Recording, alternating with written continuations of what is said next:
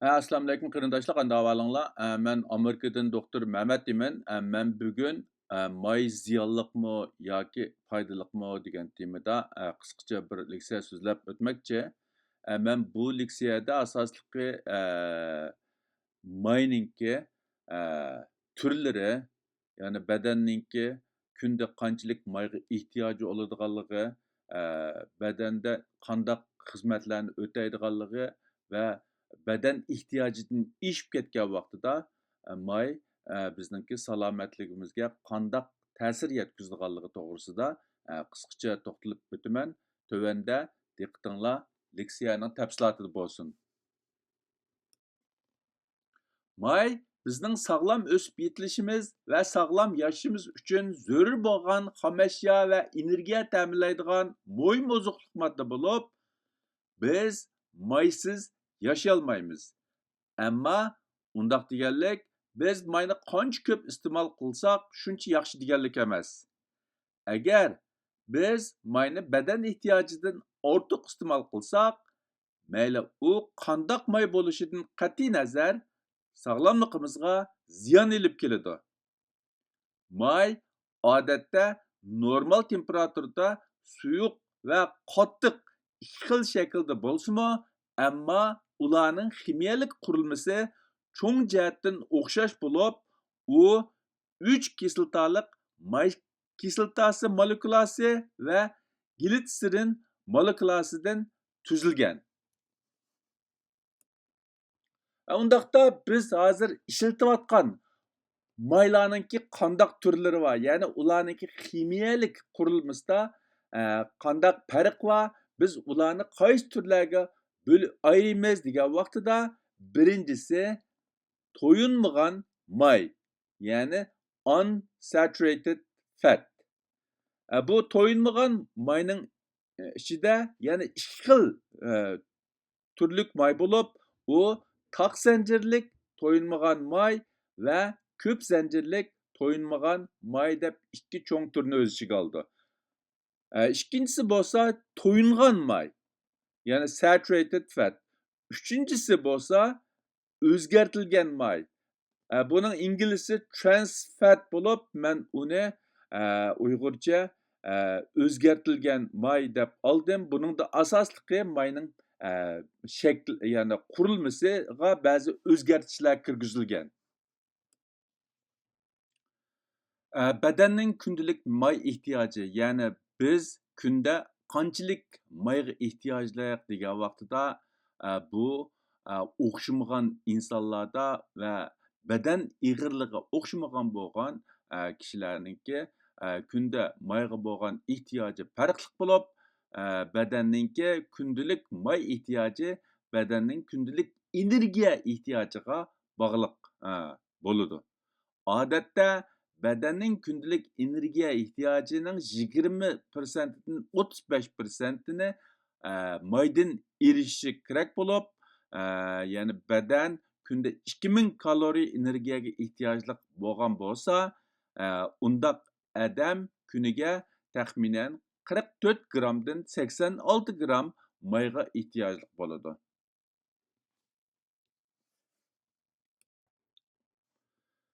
Undaqda bu yuqorida deb o'tgan o'xshamagan may turlari ichida qaysi xil maylar foydali, biz ularga qaysi yemekliklar orqali erishimiz va qaysi xil maylar ziyonli, biz ularga qaysi xil yemekliklar orqali erishimiz degan vaqtida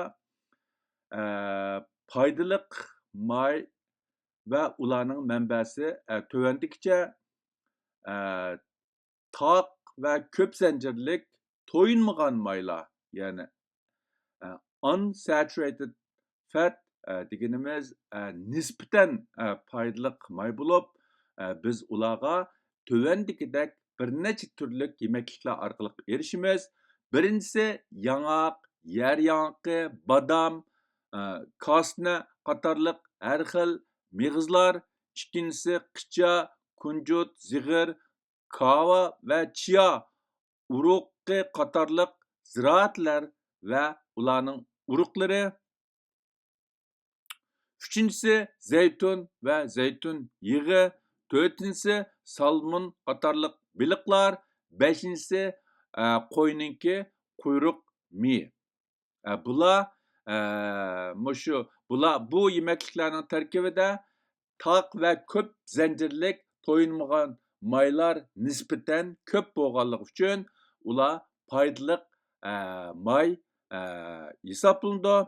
Endi ziyonli may va ularning manbasi nimalardan iborat degan vaqtida to'yingan may va o'zgartirilgan may nisbatan ziyonli may hisoblanadigan bo'lib, odam badani ularga tövendeki yemeklikler orqali erişidi. Birincisi kala ve qo'y go'shti qatorliq qizil go'shtlar va ularning maylari. İkincisi uy qushlarining terisi. Üçüncüsü maysizlandırılmagan, yani to'liq süt, qaymoq, seriq may ve ulardan yasalgan yemeklikler. Dördüncüsü qo'rilgan yemeklikler. Pişirilgan mahsulotlar va pechene, prəniklər. Bo'libmi bak shu alayda ish qo'shilgan, ya'ni ultra processed food deymiz, alayda ish qo'shilgan yemekliklarning hammasida shu to'yingan may va yoki o'zgartirilgan may tarkibi yuqori bo'lib, bular nisbatan ziyonli maylar deb hisoblanadi. Endi garchi maylarning hammasi odam badanini energiya bilan ta'minlasimi, ammo bu toq va ko'p zanjirlik to'yinmagan maylar nisbatan foydali may, to'yingan va o'zgartirilgan may ziyonli may hisoblanganligi uchun biz yemeklik yegan vaqtimizda shu foydali may, ya'ni toq yo ko'p zanjirlik to'yinmagan maylarning nisbatan oshirib, to'yingan may va yoki o'zgartirilgan mayni ozlatgan vaqtimizda biz texmi sog'lom bo'la olishimiz mumkin.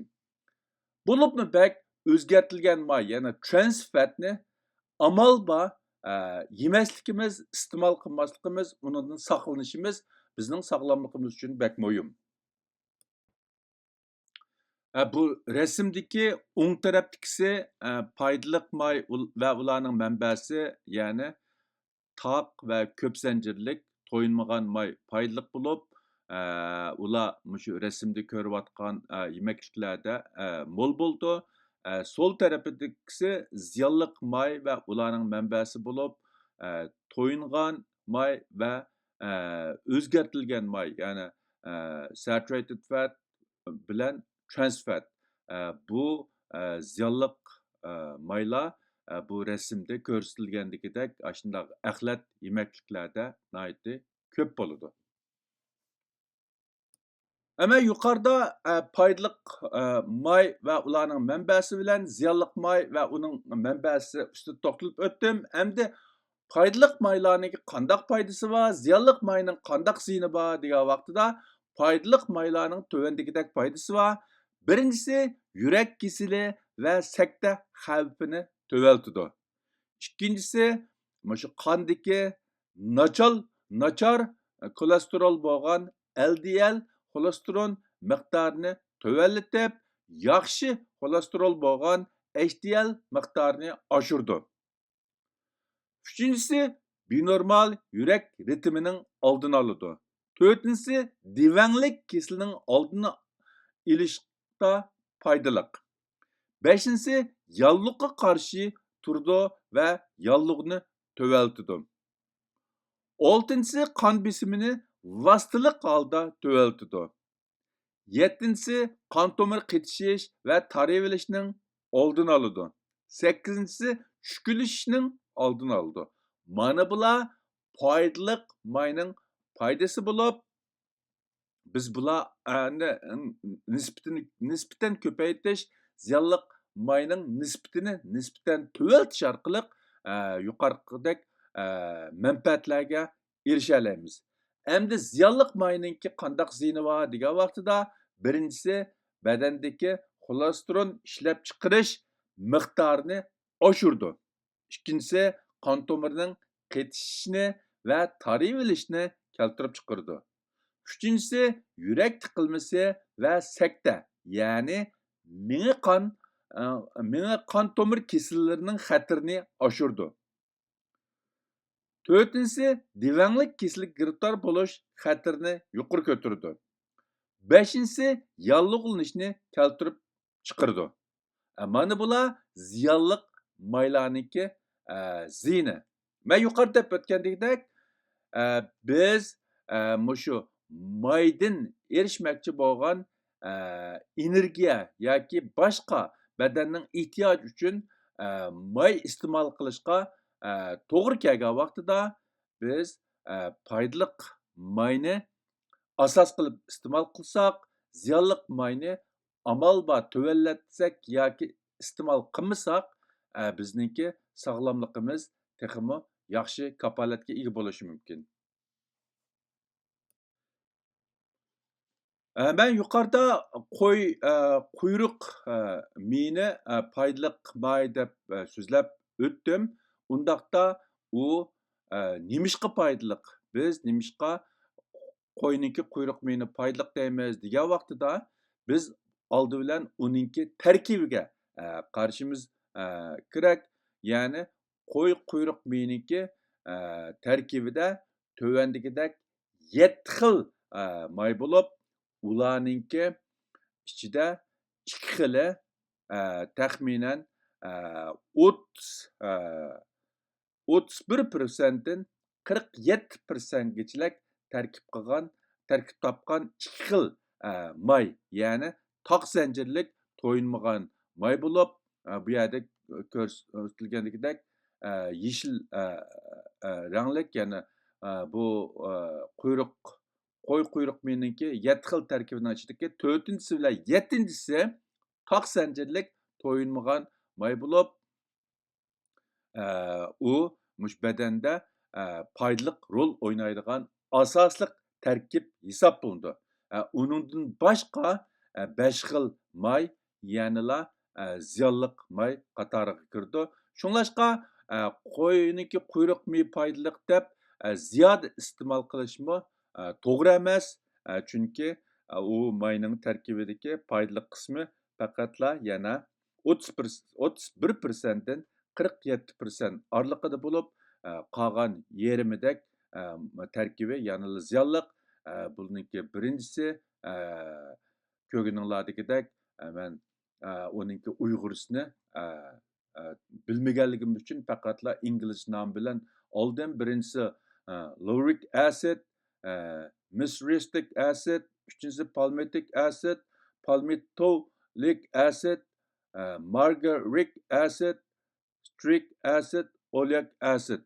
Bularni asosan o'ng tarafda ko'rayotganinglardek bularniki 5i, birinchi, ikkinchi, uchinchi, beshinchi, oltinchisi to'yingan may, faqat 4-inchisi bilan 7-inchisi taq zanjirlik to'yinmagan may bo'lib, 4-inchisi 3%dan 3.1%gacha, 7-inchisi 28dan 37%dan 44dan 43%, ya'ni mush qo'y quyruq mayning tarkibidagi persenti shundoq, ya'ni qo'y quyruq miyining tarkibidagi foydali qismi taxminan men yuqori degandek 31% bilan 47% oralig'ida, qolgani yanala o'xshash ziyonli may. Shunglashqa qo'y quyruq miyini iste'mol qilgan vaqtidami buningga alohida diqqat qilish kerak. Albatta qo'y quyruq miyini iste'mol qilishdan boshqa yana terilarga surkab badanning sirtidan ishlatadigan nurg'un shifoliq rollari bor. U iste'mol qilishdan biroz farqli. Masalanga bel og'rib qolgan vaqtida yoki teri qo'pollashib qolgan vaqtda nurg'un mush tashqi badan bevosita uni yeb iste'mol qilmay, sirtdan surkash orqali ba'zi kasalliklarga ishlatamiz. Bu albatta buning sirtida. Undaqda qo'y quyruq miyiniki konkret qanday foydasi bor degan vaqtida, qo'y quyruqininki tarkibida nisbatan ko'p miqdorda to'yinmagan may va vitamin A, C, D bo'lib, sog'lomlikni ilgari surishga foydasi bor. Birinchisi terini nemleştirdi ve teri qitishvilishning oldini oladi. Teri allergiyasi, temretga ve her xil teri zaxmisini davolashga yordam berdi. İkincisi, kichik hücreli o'pka rakining tez taraqqiy qilishi va tarqalishni tizginlashishi mumkin. Tizginlashi ya'ni kontrol qilishi mumkin. Ya'ni mushu quyruq mayni ishlatgan vaqtida kichik hücreli o'pka rakining taraqqiyoti asta bo'lishi mumkin. Üçüncüsü, yallıqni oshiradigan genning ifodalanishini tuvaltish orqali ko'michak yoki yumshoq sumakning zaxmlanishining oldini oladi. To'rtinchisi, bel og'riqini pasaytishi mumkin. Mana bular mushu g'arb tibobatida isbotlangan qo'y quyruq miyininki foydasi.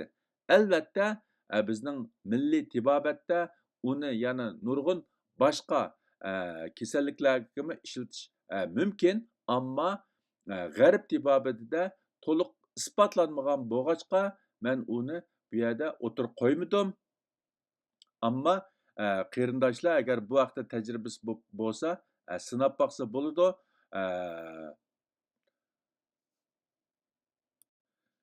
Men yuqorida deb o'tgandagidek, mayninki badandagi asosliq roli mushu badan ehtiyojliq bo'lgan energiyalarni ta'minlash va badanda muhim bo'lgan ba'zi moddalarninki ishlab chiqarishiga xom ashyo ta'minlash tek mushundoq roli bor.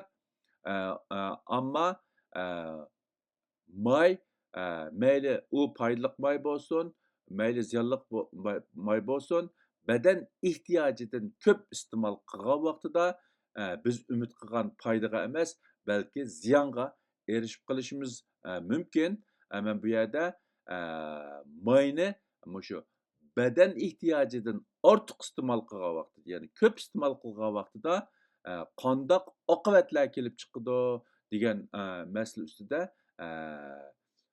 qarindoshlarga tuvandagilarni o'rtoqlashib o'tmoqchi. Birinchisi, badan ig'irligi ishib ketishi va semizlikni keltirib chiqarishi mumkin. Ya'ni mayni ko'p iste'mol qilgan vaqtida badan ig'irligi ishib ketishi va semizlikni keltirib chiqarishi mumkin. Ikkinchisi, qondagi may miqdori yuqorilab, qon tomir qetirilishini keltirib chiqarishi mumkin. Uchinchisi, yurak qon tomir kesili, yuqori qon besimi va sakta, ya'ni miya qon tomir kesili qatorliqlarning xatirini oshirdi. Bo'libmi bak yuqorida men degan shu ziyonliq may bu jihatlarda nihoyatda xatarlik, ya'ni u xil maylarni ko'p iste'mol qilgan vaqtida shu yurak qon tomir kesili va miya qon tomirining kesiliga giribtor bo'lish xatari nihoyatda oshadi. To'rtinchisi, insulinga qarshilik paydo qilib, insulinning xizmat unumini tuvaltitadi. Birinchi va ikkinchi tipli diabet kasaliga giribtor bo'lish xatarini oshirdi. Beshinchisi, jigarning may qoplashishi yoki mayliq jigarga giribtor bo'lish xatarini yuqoriltadi. Oltinchisi, oshqozon, uchay kasalliklariga giribtor bo'lish xatari yuqorilaydi. Yettinchisi, ba'zi rak kasalligiga giribtor bo'lish xatari yuqorilaydi. Mana bular mayni ko'p iste'mol qilgandan keyin, ya'ni bo'libmi badan ehtiyojidan ortiq iste'mol qilgan vaqtida kelib chiqadigan yomon oqibatlar.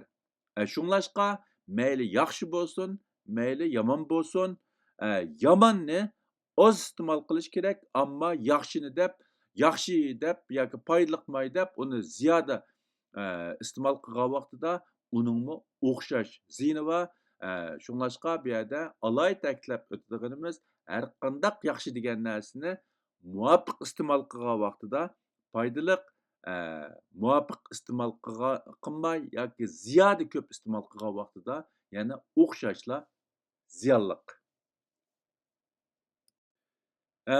May ziyonliqmi yoki foydaliqmi degan bu leksiyani mishat oxirlashtirmoqchi. Hammanglarning diqqat berganinglar ko'pdan ko'p rahmat. Alloh hammamizningki tinini salomat qilsin.